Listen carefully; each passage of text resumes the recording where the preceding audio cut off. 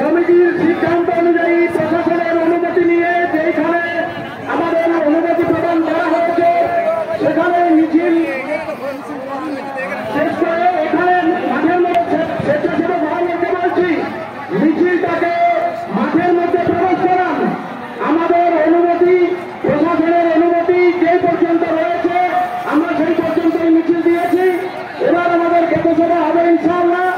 আমাদের জেলার নেতৃত্ব রয়েছে পৌঁছেছেন, জেলার নেতৃত্ব রয়েছে পৌঁছেছেন, তারা আপনাদের উদ্দেশ্যে মূল্যবান বক্তব্য পেশ করবেন। এর পরবর্তী আন্দোলন যেভাবে আমরা ঠিক করে দিবেন সেইভাবে আমাদের আন্দোলন হবে। আপনারা ধীরে ধীরে মিছিলটাকে প্রবেশ করান, মাঠের মধ্যে ধীরে ধীরে মিছিলটাকে প্রবেশ করান।